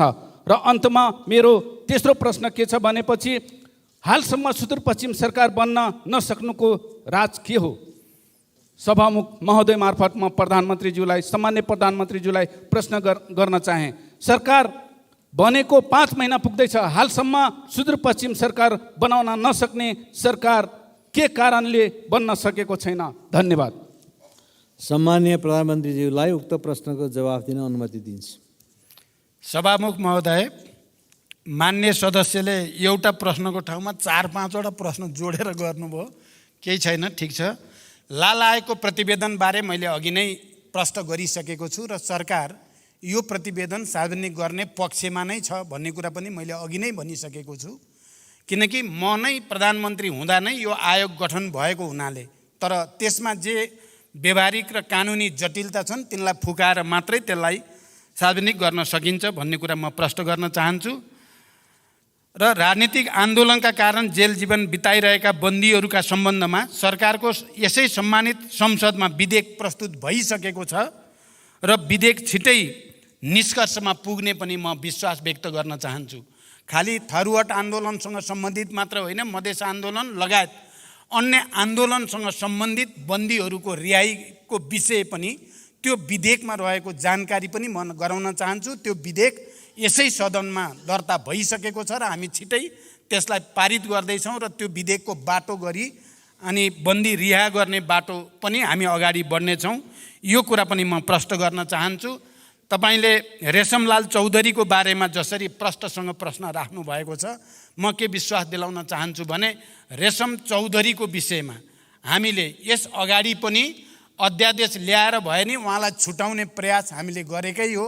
अदालतबाट जे फैसला भए पनि छिटो फैसला होस् भन्नको निम्ति हामीले सबैतिर कुनै न कुनै रूपमा आवाज उठाएकै हो र अहिले टुङ्गिएको छ। अब यो विषयलाई कसरी समाधान गर्ने विषयमा हामी निकै गम्भीर छौँ र मलाई विश्वास छ यसको छिटै एउटा टुङ्गोमा हामी पुग्नेछौँ। धन्यवाद। अर्का प्रश्नकर्ता मान्य सदस्य श्री प्रेम सुवाललाई सम्मान्य प्रधानमन्त्रीजीसँग प्रश्न सोध्न अनुमति दिन्छु। सभामुख महोदय, सभामुखज्यू मार्फत प्रधानमन्त्रीजीलाई जिज्ञासा राख्न चाहन्छु। प्रधानमन्त्रीजीले नेपाललाई स्विजरल्यान्ड र सिङ्गापुर जस्तै बनाउने भन्नुहुन्थ्यो। ती दुवै देश कस्ता थिए? अहिले नेपाललाई नेपाली नागरिकलाई नक्कली भुटानी शरणार्थी बनाउने देश किन बनाउनु भयो? नक्कली भुटानी शरणार्थी बनाउने नाउँमा राज्य विरुद्धको कसुर, मानव बेचबिखन तथा वसार पसार, सङ्गठित अपराध, सरकारी कागजात छाप तथा दस्तखत कृत्य, सार्वजनिक सम्पत्ति दुरुपयोग, सरकारी गाडीमा भ्रष्टाचारको करोडौँ रुपियाँ वसार पसार, ठगी लगायत काण्ड मचाएका आरोपीहरूलाई के कस्तो कारबाही हुने हो त्यो यहाँले केही अनुमान गर्नुभएको छ? यसमा प्रधानमन्त्री हुनुभएकाहरू सबै जिम्मेवार हुनु पर्दैन र? यति बेलै 3 दलबीच सहमति पनि भयो समिति भागभन्दा लगायतमा। यो नक्कली भुटानी शरणार्थी काण्डका आरोपीहरूलाई उन्मुक्ति दिने तयारी त होइन? महान्यायाधिवक्ताको कार्यालयले तत्कालीन सरकारी ललिता निवासको सरकारी जग्गा व्यक्तिको नाममा दर्ता गर्ने मुद्दालाई दर्तै गर्न लगाएन। के यो नक्कली भुटानी शरणार्थीको मुद्दा पनि महान्यायाधिवक्ताको कार्यालयले फलानालाई छोडिदिनु, फलानालाई मुद्दा दिनु भनेर आदेश दिने हो कि अथवा मुद्दै नलाग्ने हो कि? र महान्यायाधिवक्ताको कार्यालयलाई प्रधानमन्त्रीद्वारा त्यस्तो आदेश जाने हो कि? र साथसाथै खोप विश्वविद्यालय विधेयक पारित नभई ज्ञानमा आधारित अर्थतन्त्र निर्माण कसरी हुन्छ? धन्यवाद। सम्माननीय प्रधानमन्त्रीलाई उक्त प्रश्नको जवाफ दिन अनुमति दिन्छु। सभामुख महोदय, नेपाली नागरिकलाई नक्कली भुटानी शरणार्थी बनाउने सङ्गठित अपराधका सम्बन्धमा मैले यसअघि नै धेरै प्रश्न पारिसकेको छु। सरकार पुरै दृढ छ, कसैप्रति पनि कुनै आग्रह र पूर्वाग्रह राखिने छैन, कुनै पनि अपराधीलाई छुट दिइने छैन। यति भनिसकेपछि म मान्य सदस्य र उहाँ मार्फत यो सम्मानित सदनलाई के कुरा प्रश्न गर्न चाहन्छु भने यो केस चाहिँ, यो इस्यु भनौँ मुद्दा अब कुनै पार्टी विशेषको, सरकार विशेषको या कुनै नेता विशेषको मात्रै रहेको छैन। यो आम जनताको विषय भइसकेको छ। यो विषय राष्ट्रिय मात्रै होइन, यो अन्तर्राष्ट्रिय विषय पनि भइसकेको छ। सबै अन्तर्राष्ट्रिय सङ्घ संस्थाहरूले पनि बडो गम्भीर रूपले यो विषय हेरिसकेको अवस्था पनि छ। एकातिर सरकार दृढताको साथ दोषीलाई नछोड्ने, निर्दोषलाई नपार्ने नीति अन्तर्गत एउटा निष्कर्षमा पुर्याउन अगाडि बढेको छ भने अर्कोतिर जनता र विश्वको नजर पनि यसमा परेको हुनाले मान्य सदस्यले कुनै शङ्का गर्नु पर्दैन। यसको तात्विक निष्कर्षमा पुर्याउन सरकार दृढ रहेको छ। गुणस्तरीय शिक्षा प्रदान गरी शिक्षालाई रोजगारीमूलक र जीवन उपयोगी बनाउने नीति सरकारले लिएको छ। गुणस्तरीय शिक्षा प्रदान गर्न खोप विश्वविद्यालय लगायत अन्य विश्वविद्यालयहरू माग र आवश्यकताका आधारमा कानुन बनाउँदै सञ्चालनमा लैजाने जानकारी पनि म गराउन चाहन्छु। मैले खोप विश्वविद्यालय आफैले पनि गएर त्यसको अध्ययन अनुगमन गरेको छु। मेरो रुचि छ त्यसमा, त्यसकारण यसलाई अगाडि बढाउने कुरामा म मान्य सदस्यलाई विश्वास दिलाउन चाहन्छु। धन्यवाद। अर्का प्रश्नकर्ता मान्य सदस्य श्री चित्रबहादुर केसीलाई सम्माननीय प्रधानमन्त्रीसँग प्रश्न सोध्ने अनुमति दिन्छु।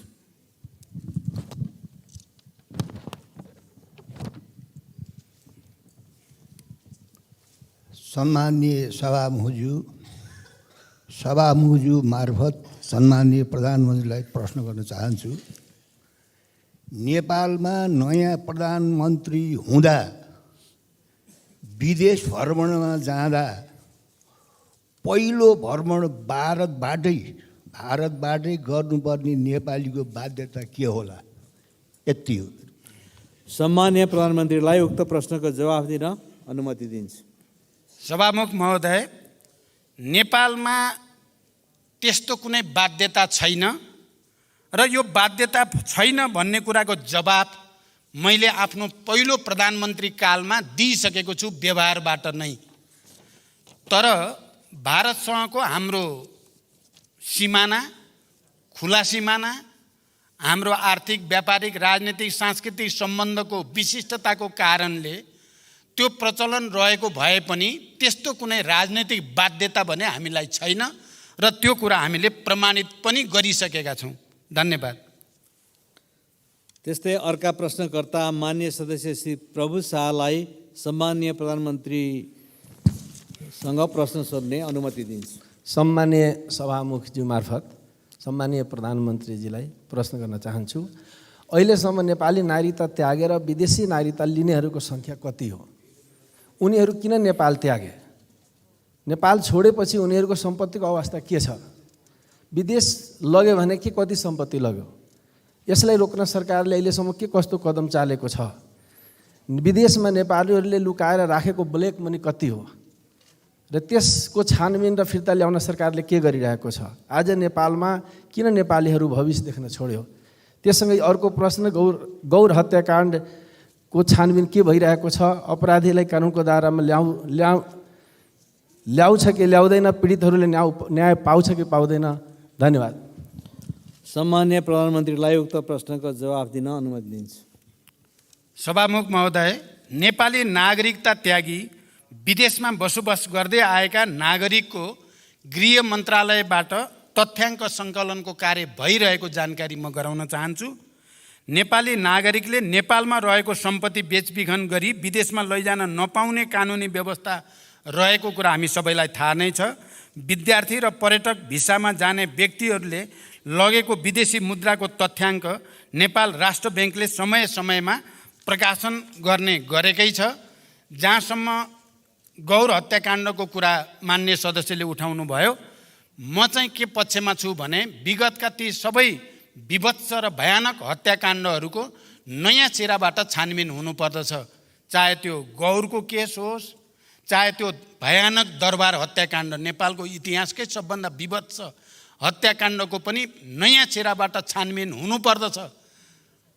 अहिले जे जसरी फेरि ती कुरालाई बिर्साउने कोसिस भइराखेको छ, त्यसलाई हामीले गम्भीर रूपमा लिनुपर्दछ भन्ने म ठान्छु। मदन आश्रितको बारेमा पनि नयाँ चेहराबाट छानबिन हुनुपर्दछ भन्ने म ठान्दछु। तर यसको निम्ति हामी सबैले गम्भीर रूपले विचार विमर्श गरेर उपयुक्त बाटो पहिल्याउनु पर्छ भन्ने मेरो विश्वास छ। धन्यवाद। अर्का प्रश्नकर्ता मान्य सदस्य डाक्टर अमरेश कुमार सिंहलाई सम्माननीय प्रधानमन्त्रीसँग प्रश्न सोध्न अनुमति दिन्छु। सम्मानीय सभामुख महोदय, सभामुख मार्फत सम्मानीय प्रधानमन्त्रीजीलाई केही प्रश्न राख्न चाहन्छु। 2063 सालपछि ठुला भ्रष्टाचारका काण्डहरू पोखरा विमानस्थल, आयल निगमको जग्गा खरिद, काठमाडौँ निजगत फास्ट्याग, वाइड बडी जहाज खरिद, ओम्नी काण्ड, नेपाल ट्रस्टको जग्गा लिज प्रक्रिया, एनसेलको कर छुट, बालुवाटारको ललिता निवास जग्गा काण्ड छानबिन कहिलेदेखि सुरु हुन्छ?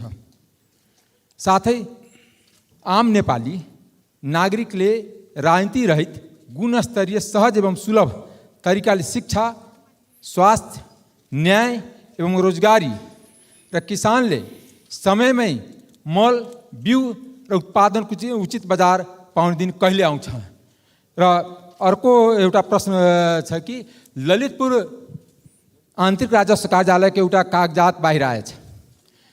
नेपालको सबभन्दा महँगो शुल्क लिने उलेन्स स्कुलको आयकर माफ गरिएको छ र जहाँ बुढानीकण्ठमा नेपाली विद्यार्थी, गरिब विद्यार्थी छात्रवृत्तिमा पढ्छ त्यहाँ आयकर लिने गरिन्छ। यस्तो परम्परा कहिलेसम्म रहन्छ? धन्यवाद। सम्माननीय प्रधानमन्त्रीलाई उक्त प्रश्नको जवाफ दिन अनुमति दिन्छु।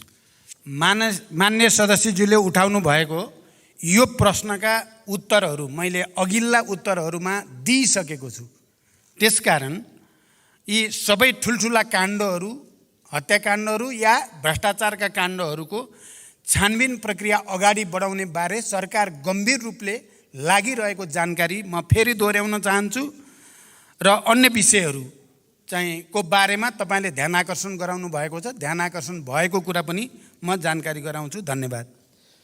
अर्का प्रश्नकर्ता मान्य सदस्य श्री योगेन्द्र मण्डललाई सम्माननीय प्रधानमन्त्रीसँग प्रश्न सोध्न अनुमति दिन्छु। सम्माननीय सभामुख महोदय, सम्मान्य सभामुख महोदय मार्फत प्रधानमन्त्रीज्यूलाई मेरो प्रश्नभन्दा पनि संसदको पहिलो बैठकमा प्रधानमन्त्रीज्यूले आफ्नो भनाइ राख्दा धेरै राम्रा उच्च विचार, देश बनाउने विचारहरू राख्नु भएको थियो। त्यो विचारहरू अहिले पनि झल्झली आइरहेछ। त्यो मध्ये बेरोजगारी, 50 लाख गरिब, किसानहरूको कुरा उठाउनु भएको थियो। त्यसमा पनि विशेष गरी नागरिकताको विषय 6 महिनाभित्र नागरिकताको समस्या समाधान गर्छु भनेर भन्नुभएको थियो।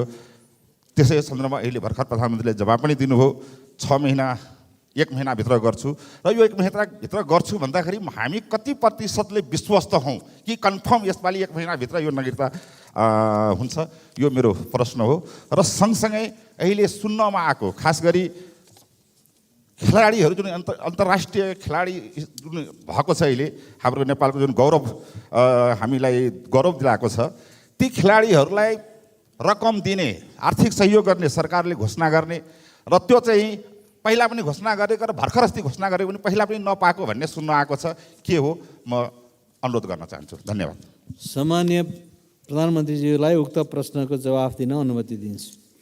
सभामुख महोदय, नागरिकता समस्या समाधान सम्बन्धमा म प्रधानमन्त्री हुँदै गर्दा 2टा गठबन्धन अगाडि आए। बडो यो पनि एउटा संयोग नै भन्नुपर्दछ। र दुवै गठबन्धनले साझा न्यूनतम कार्यक्रमको घोषणा गर्दै गर्दा नागरिकताको मुद्दालाई 6 महिनाभित्र समाधान गर्ने कमिटमेन्ट, प्रतिबद्धता व्यक्त गरिएको छ। यहाँ अघि मान्य सदस्यले 6 महिनामध्ये 5 महिना बित्यो, अब कति लाग्छ भनेर सोधेको सन्दर्भमा मैले केही व्याख्यासहित अब 1 महिनाभित्र यसलाई टुङ्ग्याउन सकिन्छ भनेर मैले विश्वास दिलाएको छु। तपाईँले प्रतिशतमा सोध्नुभयो, 1 महिनाभित्र मेरो विचारमा 100% नै यो समस्या समाधान गर्नुपर्छ, गर्न सकिन्छ। धन्यवाद। अर्का प्रश्नकर्ता मान्य सदस्य श्री दीपक गिरीलाई म सम्माननीय प्रधानमन्त्रीज्यूलाई आफ्नो प्रश्न राख्न अनुमति दिन्छु। सम्माननीय सभामुखज्यू, म सम्माननीय सभामुखज्यू मार्फत प्रधानमन्त्रीजीलाई एउटा प्रश्न राख्न गइरहेको छु। 7 दशक पहिला विक्रम सम्वत 2011 सालमा स्थापना भएको दाङ तुलसीपुर स्थित ऐतिहासिक र मध्यपश्चिम जनताको लागि महत्त्वपूर्ण तरिगाउँ विमानस्थल हालसम्म स्तर उन्नति हुन सकेन। हाल तपाईँको प्रधानमन्त्री कालमा ATR 72 वा सो सरह जहाज अवतरण र उडान गर्न सक्ने गरी सो विमानस्थलको धावन मार्ग स्तर उन्नति हुँदैछ भन्ने र चर्चा चलेको छ। आगामी अब 2080-81 मा तरिगाउँ विमानस्थलको धावन मार्ग स्तरोन्नति गर्न नेपाल सरकारसँग के कस्तो योजना र रणनीति रहेको छ? धन्यवाद। जय नेपाल। सम्माननीय प्रधानमन्त्रीलाई उक्त प्रश्नको जवाफ दिन अनुमति दिन्छु। सभामुख महोदय, देशको एउटा मेरुदण्डकै रूपमा रहेको हवाई सेवालाई सुरक्षित, भरपर्दो, व्यवस्थित र अन्तर्राष्ट्रिय स्तरको बनाउन सरकार प्रयत्नशील रहेको कुरा म जानकारी गराउन चाहन्छु। दाङ तुलसीपुर स्थित तरिगाउँ विमानस्थललाई क्षेत्रीय विमानस्थलका रूपमा विकास गर्न संस्कृति, पर्यटन तथा नागरिक उड्डयन मन्त्रालयले सम्भाव्यता अध्ययन गरिसकेको छ। यसलाई स्तरोन्नति गर्ने कार्यलाई उच्च प्राथमिकतामा राखिएको छ। हामीले अन्तर्राष्ट्रिय स्तरको विमानस्थल निर्माणको कुरालाई प्राथमिकतामा राखेका छौँ, तर त्यसको बारेमा जति गम्भीर ढङ्गले विचार गरिनुपर्ने हो, कुन हवाई मैदान सबभन्दा पहिला बनाउनु पर्ने हो, कुन पछि बनाउनु पर्ने हो भन्नेमा कहीँ न कहीँ हामी चुकेको महसुस हुन्छ।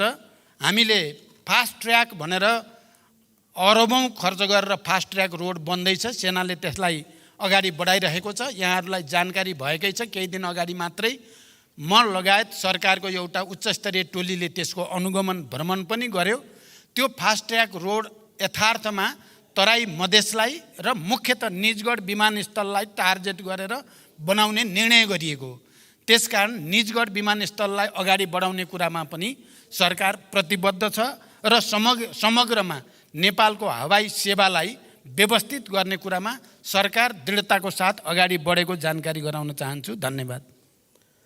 अर्का प्रश्नकर्ता मान्य सदस्य श्री रघुजी पन्तलाई सम्माननीय प्रधानमन्त्रीसँग आफ्नो प्रश्न राख्न अनुमति दिन्छु।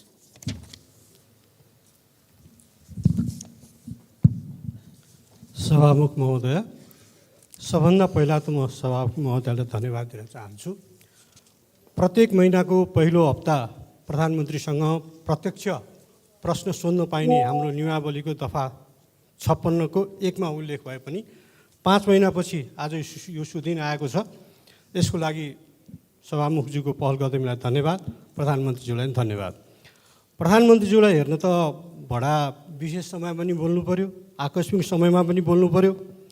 जनता दुब्लाएर गएका छन्, मारमा परेका छन्, महँगीमा परेका छन्, आर्थिक मन्दी छ। यी सबैको बारेमा प्रधानमन्त्रीसँग छलफल गर्न पाइयोस् यो संसदमा भनेर पटक पटक आग्रह गरियो। केही नलागेर 0 आवरमा प्रधानमन्त्री कहाँ हुनुहुन्छ भनेर खोज्नुपर्ने, सूचना जारी गर्नुपर्ने अवस्था पनि आयो। धन्यवाद छ। आज धेरै दिनपछि देखेर होला प्रधानमन्त्रीज्यू, मेरो आँखालाई भ्रम परेको त होइन होला, प्रधानमन्त्रीज्यू पहिलेभन्दा ह्यान्डसम देखिनु भएको छ।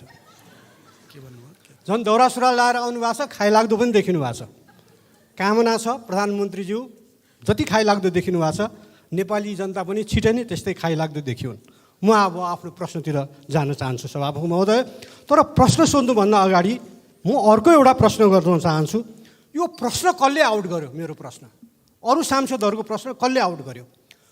यो संसदभित्र प्रधानमन्त्रीलाई प्रत्यक्ष प्रश्न सोध्ने विशेषाधिकार सांसदको मात्रै हो।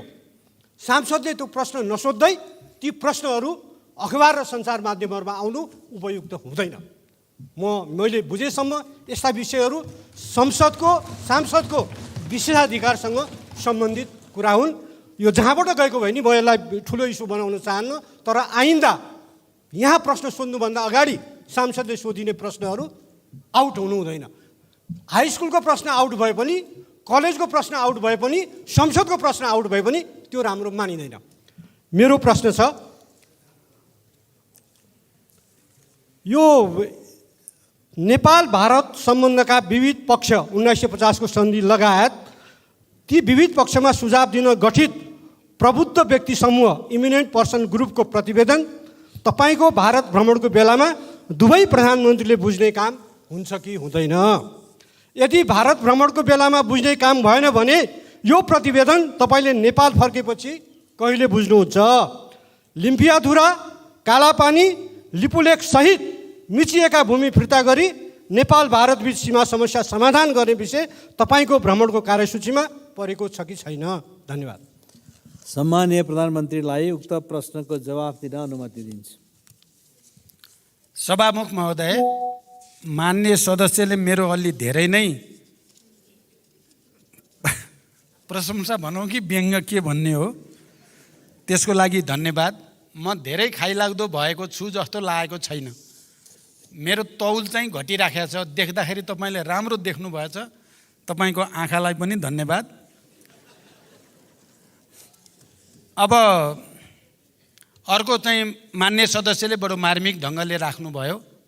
यो सदनमा मान्य सदस्यहरूले प्रत्यक्ष रूपमा प्रधानमन्त्रीलाई सोध्ने प्रश्न पहिले नै मिडियामा आउनु राम्रो होइन, यसमा सतर्क हुनुपर्छ र यसलाई रोकिनुपर्छ भन्ने कुरा। अघि एकछिन मेरो कार्यकक्षमा त्यहाँ थोरै व्यङ्ग जस्तो पनि भयो।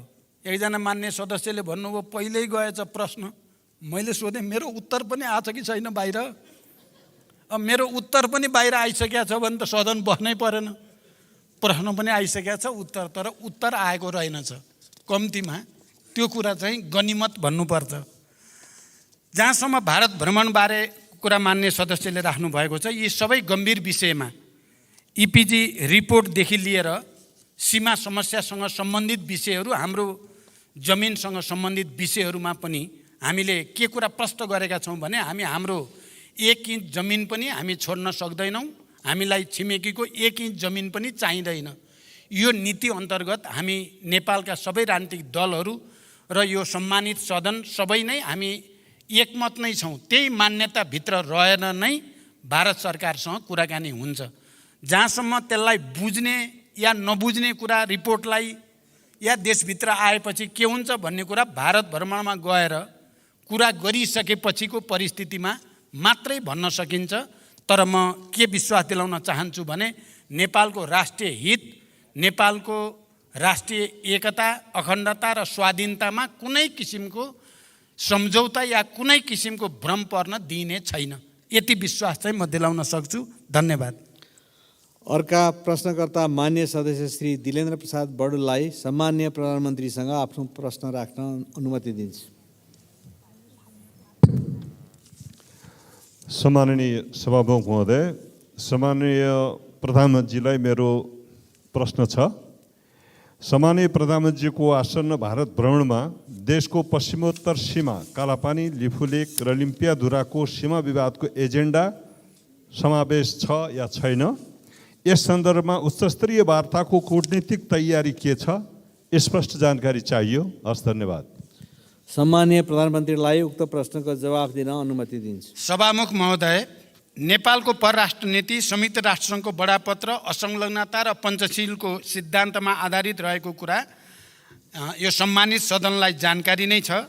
राष्ट्रको सर्वोपरि हितलाई ध्यानमा राखी छिमेकी राष्ट्र लगायत सबै मित्र राष्ट्रसँग देशको सार्वभौम सत्ता, अखण्डता, स्वतन्त्रता, पारस्परिक सम्मान र लाभका आधारमा द्विपक्षीय सम्बन्ध विस्तार गर्ने नेपालको परराष्ट्र नीतिलाई निरन्तरता दिने प्रतिबद्धता व्यक्त गर्न चाहन्छु।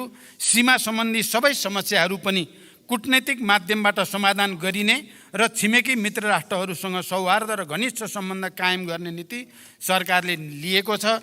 नेपाल भारत सम्बन्धका विविध पक्षहरूलाई पुनरावलोकन गरी समसामयिक बनाउने कार्यमा कूटनीतिक पहलहरू जारी रहेको जानकारी पनि यस सम्मानित सदनलाई गराउन चाहन्छु। नेपाल आफ्नो 1 इन्च भूमि पनि अन्य राष्ट्रलाई नदिने र अरू राष्ट्रको भूमि नलिने सिद्धान्तमा अडिग छ। यसै सिद्धान्तमा रहेर छिमेकीसँग सम्बन्ध कायम गर्न नेपाल प्रयत्नशील रहेको छ।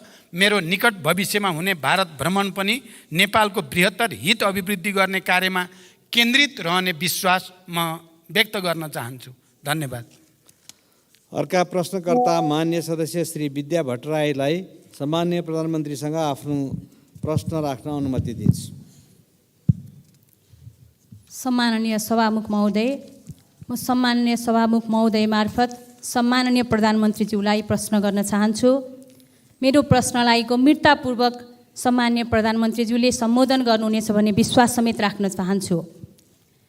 पहिलो प्रश्न, भ्रष्टाचार व्यथिति र आर्थिक सङ्कटले आम नागरिकलाई आक्रोशित बनाएको छ। चर्चित काण्डका रूपमा हिजो चर्चामा आएका वाइट बडी, एनसेल, क्यान्टोनमेन्टमा भएको भ्रष्टाचार, ललिता निवास लगायतका काण्डहरूको फाइल कहिले खुल्छ? सम्मान्य प्रधानमन्त्रीज्यू, मेरो अर्को प्रश्न रहेको छ। नक्कली भुटानी शरणार्थी प्रकरणमा अभियुक्त पहिचान गरी कारबाहीको प्रक्रिया अगाडि बढ्दा आम नागरिकमा उत्साह पैदा भएको छ, तर संशय पनि छ स्टन्ट र सस्तो लोकप्रियताका लागि मात्र हो कि? यदि होइन भने अनुसन्धानको निष्पक्षता र पारदर्शिता कसरी रहन्छ भन्ने आम नागरिकको जिज्ञासामा सम्मानित सदनलाई सम्मान्य प्रधानमन्त्रीज्यूले कसरी विश्वस्त बनाउन सक्नुहुन्छ? धन्यवाद। सम्माननीय प्रधानमन्त्रीलाई उक्त प्रश्नको जवाफ दिन अनुमति दिन्छु। सभामुख महोदय, भ्रष्टाचारसँग सम्बन्धित सबै प्रकरणको कानुन अनुसार अनुसन्धान र कारबाही हुने ब्यहोरा मैले अघिल्ला प्रश्नहरूका सन्दर्भमा पनि विस्तृत रूपमा र दृढताका साथ अगाडि राखिसकेको छु। सङ्गठित अपराध र भ्रष्टाचारलाई कुनै हालतमा छुट दिने छैन र भ्रष्टाचार विरुद्ध शून्य सहनशीलताको नीतिको प्रभावकारी कार्यान्वयन गर्ने व्यवस्था मिलाउन सरकार दृढ छ। सबै प्रकारका अनियमितता र भ्रष्टाचारजन्य कार्यहरूको अधिकार प्राप्त निकायहरूबाट छानबिन गरी टुङ्गोमा पुर्याउन र यस्ता सवालमा निर्ममतापूर्वक कारबाही गर्न यो सरकार प्रतिबद्ध रहेको कुरा पनि म फेरि दोहोऱ्याउन चाहन्छु। जहाँसम्म नक्कली भुटानी शरणार्थी बनाउने कुरा छ, यो 3 करोड करिब नेपालीहरूको आँखा केन्द्रित भएको र विश्वको ध्यान पनि केन्द्रित भएको हुनाले यो कुनै स्टन्टबाजी कसैले गर्ने कुरा सोच्नु पनि ठुलो भुल हुन्छ भनेर म राख्न चाहन्छु। हामी सबैको र देशकै इज्जतको प्रतिष्ठाको कुरा भएको छ यो, र भ्रष्टाचार र व्यथितिलाई रोक्ने प्रक्रियाको थालनी बिन्दु हुँदैछ यो नक्कली भुटानी शरणार्थीको इस्यु। त्यसकारण यसमा कुनै आशंका नगर्न र अहिले प्रहरीले जुन किसिमले गृह मन्त्रालय र प्रहरीले अनुसन्धान प्रक्रियालाई अगाडि बढाएको छ, त्यहाँ कुनै दबाब कुनै हस्तक्षेप छैन, स्वतन्त्र ढङ्गले त्यो अगाडि बढेको विश्वास पनि म व्यक्त गर्न चाहन्छु र यो विषयमा मैले पर्याप्त व्याख्या गरिसकेको जानकारी सहित धन्यवाद। अर्का प्रश्नकर्ता मान्य श्री रामहरि खतिवडालाई सम्माननीय प्रधानमन्त्रीसँग आफ्ना प्रश्न सोध्न अनुमति दिन्छु। सभामुख महोदय, हामीले यो कार्यक्रम नियावली अनुसार सुरुवात गऱ्यौँ। यसका लागि फेरि पनि म सभामुख र प्रधानमन्त्रीलाई नै धन्यवाद दिन चाहन्छु। मेरो प्रश्न छ, प्रधानमन्त्रीज्यू, प्रधानमन्त्री भएको 5 महिनाभन्दा बढी समय नागिसक्यो। देश अहिले आर्थिक रूपमा अलि सङ्कटग्रस्त छ भन्ने सूचनाहरू आएका छन्। देशको आर्थिक स्तर उन्नतिका लागि र सुशासनका लागि के योजनाहरू प्रधानमन्त्रीले पेश गर्नुभएको छ? राजनीति स्थिरताका लागि नयाँ कार्यक्रमहरू के छन्? अझ ग्रामीण जनताको जीवन स्तर उकास्न कस्ता कार्यक्रमहरू जनताका बिचमा ल्याइँदैछ? भ्रष्टाचार निर्मूलनमा प्रधानमन्त्रीले प्रतिबद्धता गर्नुभएको छ। मेरो र तेरो भन्ने छुट्याउने प्रचलन हुन्छ हुन्न? र भूकम्प पीडितहरूलाई 72 सालमा गएको भूकम्पले क्षति भएका भूकम्प पीडितहरूलाई पहिलो किस्ताको 50,000 दिएर दोस्रो र तेस्रो किस्ताको घर बनिसकेपछि पनि अहिलेसम्म रकम नगएको 6,119वटा भूकम्प पीडितहरू छन्। उहाँहरूलाई कहिले त्यो रकम जान्छ र थप 1 लाख रुपियाँ दिने भनेर सरकारले निर्णय गरेको थियो, त्यो पनि कहिले जान्छ भनेर अनुरोध गर्न चाहन्छु। र सभामुख महोदय, करिब यो प्रश्न पनि अन्तिम होला। प्रधानमन्त्रीलाई ह्यान्डसम देख्ने चलन पनि यहाँ देखेका छौँ। सधैँ प्रधानमन्त्री आएपछि अलि ह्यान्डसम देख्ने पद्धति पनि कम होला। संसदमा उपस्थित भयो भने अरूले पनि ह्यान्डसम देख्ने, हामीले पनि देख्ने पद्धतिको विकास होस्। एउटा अन्त्यमा प्रश्न छ, देशको संसद अहिले आमरण अनसनमा बस्नु भएको छ। सभामुखलाई विकास निर्माणका कार्यक्रम लिएर यो कुरा सदन र सरकारलाई जानकारी छ कि छैन? धन्यवाद। सम्माननीय प्रधानमन्त्रीलाई उक्त प्रश्नको जवाफ दिन अनुमति दिन्छु। सभामुख महोदय, वर्तमान सरकार गठन भएपछि अर्थतन्त्रमा सुधार ल्याउने कुरालाई उच्च प्राथमिकतामा राखेको छ र त्यसको निम्ति विभिन्न उपाय र कदमहरू चालिएको छ। मौद्रिक नीति र वित्तीय नीतिको बीचमा सामञ्जस्यता ल्याउनको लागि राष्ट्र ब्याङ्क र अर्थ मन्त्रालयका बीचमा लगातार छलफल बहस गर्दै सहजीकरण गर्ने प्रक्रिया अगाडि बढेको छ। यी सबै सचेत र इमान्दार पहलकै कारण अहिले विप्रेषण र विदेशी मुद्रा सञ्चितिमा उल्लेख्य सुधार भएको छ। साथै राहदानी, श्रम स्वीकृति, राष्ट्रिय परिचय पत्र लगायतका सार्वजनिक सेवा प्रवाहमा जनताले अनुभूत गर्ने गरी सुधार भएको छ। विकास निर्माण तथा सार्वजनिक सेवा प्रवाहको अनुगमनलाई थप सशक्त बनाइएको छ। राज्यप्रति जनताको विश्वास बढ्दै गएको छ। मुलुकमा सुशासन कायम गर्ने सम्बन्धमा सरकार स्पष्ट मार्गदर्शनका साथ अगाडि बढेको कुराले आम नागरिकमा राज्य र सरकारप्रतिको भरोसा बिस्तारै बढ्न थालेको छ। भ्रष्टाचार नियन्त्रणमा शून्य सहनशीलताको नीतिलाई अवलम्बन गर्दै कुनै पनि विषयमा सम्झौता नगर्ने र परिणाममा देखिने गरी कार्यान्वयन गर्न सरकार दृढ सङ्कल्पित छ। फौजदारी र सङ्गठित अपराधको जालो तोड्नका लागि गृह मन्त्रालयलाई स्पष्ट निर्देशन सहित अगाडि बढाइएको छ। भूकम्प पीडितको बाँकी किस्ता 2080 असार मसान्तसम्म भुक्तानी गराइने जानकारी पनि म गराउन चाहन्छु। यति भनिसकेपछि म अन्तिममा, हुन त 2064मा विस्तृत शान्ति सम्झौता भएर देश सङ्घीय लोकतान्त्रिक गणतन्त्रमा प्रवेश गरेपछि हामी आर्थिक, सामाजिक, सांस्कृतिक, शिक्षा, स्वास्थ्यको दृष्टिकोणले हामी कहाँ आइपुगेका छौँ भन्ने कुराको संक्षिप्त केही तथ्याङ्क राखेर म बिदा हुन चाहन्छु। 64 र अहिले 79 को तुलना गर्दा यो नेपाल सरकारकै तथ्याङ्क विभागको सूचना हो। म शिक्षाको क्षेत्रमा के प्रगति भयो, कहाँ समस्या छ। 2064 सालमा प्राइमरी स्कुलहरूको सङ्ख्या 30,924 थियो, अहिले त्यो बढेर 35,187 भएको छ। माध्यमिक तहका विद्यालयहरूको सङ्ख्या 10,636 थियो, त्यो अहिले बढेर 17,183 भएको छ। सेकेन्ड्री स्कुलहरूको उच्च माध्यमिकको 6,516 थियो 64मा, त्यो अहिले 10,984 भएको छ। अनि विद्यालयमा भर्ना हुनेको दर 64 मा 95% थियो, अहिले 97% पुगेको छ। त्यस्तै साक्षरता प्रतिशत 64 मा 61% थियो, अहिले त्यो बढेर 76% 76 भएको छ। स्वास्थ्यको क्षेत्रमा हस्पिटलको सङ्ख्या 2064 मा 102 हस्पिटल थिए, अहिले 201 हस्पिटल छन्।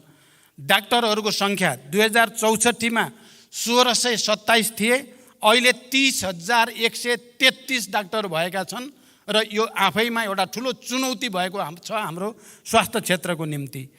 अनि यो सरदर आयु 64 मा 64 वर्ष नै थियो नेपालीको सरदर आयु, अहिले त्यो बढेर 72 वर्ष भएको छ। अनि बाल मृत्यु दर 64 मा 48%, 1000 मा 48 बालबालिका मृत्यु हुने गर्थ्यो, अहिले त्यो घटेर 28 मा आएको छ। 5 वर्षभन्दा मुनिका बालबालिका मर्ने दर 64 मा 61 थियो, अहिले त्यो घटेर 33 मा आएको छ। उल्लेख्य सुधार यसबाट देख्न सकिन्छ। अनि इन्स्टिट्युसनल डेलिभरी अथवा अस्पतालमा या स्वास्थ्य केन्द्रमा गएर डेलिभरी बच्चा जन्माउने प्रक्रिया 64 मा 18% मात्रै जान्थे अस्पतालमा गएर बच्चा जन्माउने काम, अहिले 79%, धेरै ठुलो प्रगति त्यसमा देखिएको छ।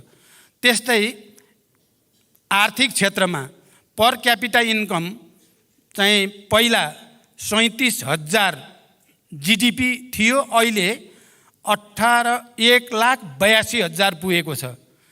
रेमिटेन्स 64 मा 17% थियो, अहिले 20% भएको छ। अनि माल निर्यात गर्ने 64 मा 13 थियो, अहिले घटेको छ, त्यो 7% मा घटेको छ। इम्पोर्ट 33% थियो, अहिले 43% मा बढेको छ। अनि कृषि मत्स्य पालन र चाहिँ फरेस्ट्रीमा 64 मा 32 थियो, अहिले 25 मा आएको छ। त्यस्तै म्यानुफ्याक्चरिङ काममा इङ्गेज हुनेहरूको सङ्ख्या 64 मा 1,77,550 थियो, अहिले 5,10,523 भएको छ। र यसरी समग्रमा हेर्दा गणतन्त्र आएपछिका सूचकहरूमा धेरैमा आयात निर्यात बाहेक अरू सबैमा गुणात्मक प्रगति रहेको तथ्याङ्क प्रष्टसँग हाम्रो नेपाल सरकारको तथ्याङ्क विभागले देखाएको छ। यो जानकारी सहित म बिदा हुन्छु। धन्यवाद।